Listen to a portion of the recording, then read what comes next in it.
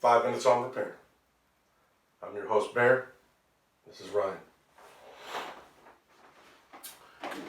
Basic myths of guitar repair. Ooh, that's a good one.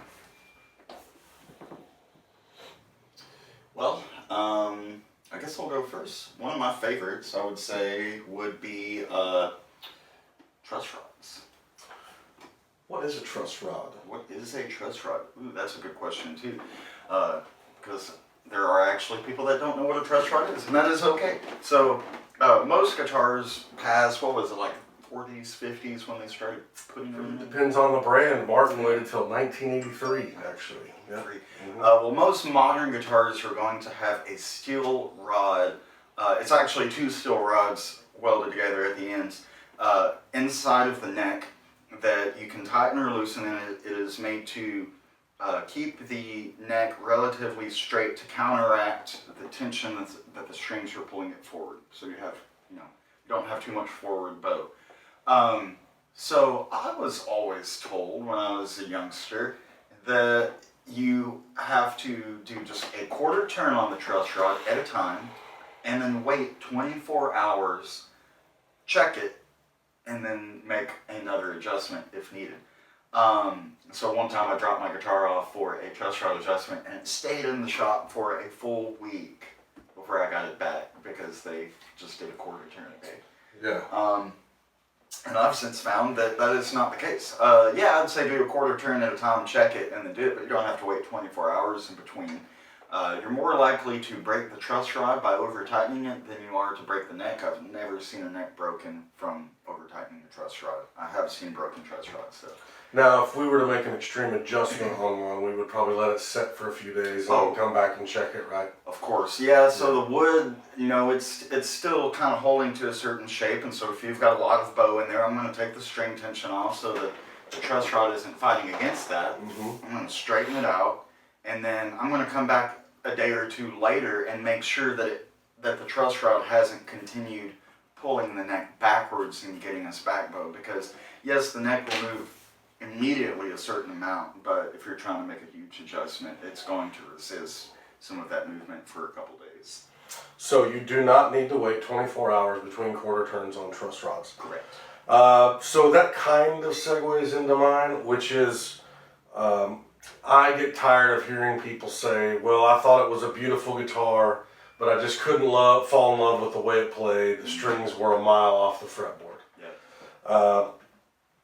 I think that what would speaking of truss rods, what would be the first thing you would do if you had a guitar shipped to you in Arkansas from a manufacturer in California? Oh yeah, I'm going to check that truss rod and see if it needs to be adjusted at all, because that has a huge impact on your action, which is the height of the strings to the top of the fret. Yeah, and it's funny, when Fender first started building guitars, the truss rod adjustment was in the heel of the neck, mm-hmm. So it's very difficult to access, right? Traveling players were the ones that complained and said, man, I can't be pulling my neck off every time I got to adjust it. So then they came out with a bullet truss rod in the 60s, which is my favorite neck because I can adjust it from the headstock on the fly. Mm-hmm. Not only that, but it's got the micro tilt on the back, so I can adjust that neck angle quickly. Yes. And we're not trying to get nerdy into specific areas of Strats, or Fenders, but that's where that stuff came around, is because that thing is meant to be adjusted. I wouldn't say constantly, but it's meant to be checked. So that's from California to Arkansas. So now let's talk about what would be the case if that guitar were manufactured in Indonesia and made it to a shipping coast and then made it to us. You can imagine what's going on with that guitar. So the quick note that I borrowed your pencil for here was that I wrote down that wood is alive, and I think a lot of people assume because it's a guitar that's got finish on it and strings on it and the tree's been cut down that thing is dead. And man, that is not the case, guys, especially in Arkansas where we go from literally 5% humidity in the winters to 85% humidity in the summer. So that wood is constantly taking on moisture, putting out moisture. It's doing so many different things. So that's why it's so important to stay on top of that humidity with your guitars, which we could make another 5-minute question about. But anyway, yeah, when you buy a new guitar, the first thing you owe it to yourself and you owe it to the guitar to either learn how to do a proper setup, which we're happy to teach you the references to do that, or bring it into a professional and have it set up. Because then you're giving that guitar a fair chance at being what you actually paid for, okay? And then you have one more written down, and let's get to it quick because I want to keep these short so that you guys, I used to have a long commute and I would have a podcast that lasted about 35 minutes. Well, I still had 10 minutes to go. So I want these to be a quick reference where you guys can pull it up and say, man, I want to be able to watch 5 minutes and learn a little bit more about guitar. So, locking tuners. Yeah. Well, and I did want to finish one thought that I had on yours about setting up guitars.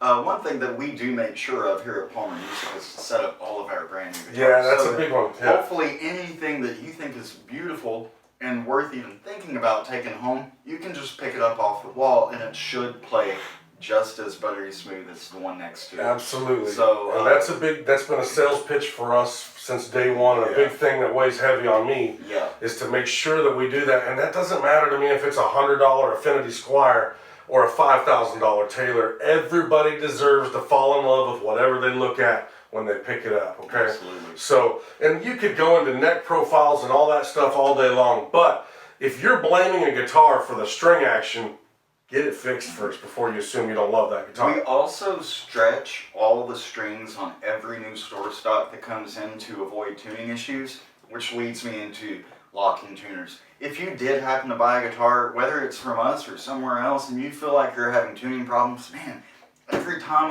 I can't even get halfway through a song before I got to retune it. Yeah. I just put new strings on there. I don't get it. New strings are going to stretch. They are going to go out of tune. So locking tuners really aren't going to keep your guitar in tune any better than regular tuners. In fact, in my personal opinion, I feel like it's maybe, if anything, a little bit worse because you don't have the wraps. If you don't get that lock just tight or it's getting kind of worn, that string is more likely to slip than it is on tuners, just traditional tuners. Yeah. And the only thing that it's really taking out of the equation is the wraps around the post. So those have to stretch too. So yeah, they'll settle in more quickly, but we stretch every string on every guitar that we put new strings on. Every new guitar that comes in for stock to go out on the walls to sell. And man, do you ever have tuning issues with any of these Gretches with a Bigsby? No, yeah, you know me, I use a Bigsby and I never complain one bit about that tuner. Yeah, my Strat never goes out of tune. I don't have locking tuners. I'm not really a believer. Yeah, and there's other factors obviously that are involved in making a tremolo function properly, but the big thing that I like to say about locking tuners is they really are kind of inappropriately named. It should be a quick change tuner. A locking tuner is meant for you to be able to pull a string through, straight through the tuner, tighten that lock, and then be able to tune immediately. Not have to have 3 winds on the string, right? And because the winds aren't there, then technically you don't have to stretch as much. But like he's saying, a lot of times what we notice is when we do go to stretch those like they should be, a lot of times they break, man. That is very frustrating.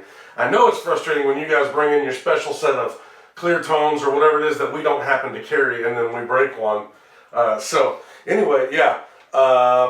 Episode number 2 in the books. 5 minutes on repair with Bear and Ryan. How do you feel? I feel good. If you guys have any more questions you'd like us to address in one of these videos, please shoot us a message, leave something in the comments. Let us know. We'd love to address anything you guys are hungry to know, any kind of knowledge you're looking for. So we'll do our best to answer those. All right. We'll talk to you guys later.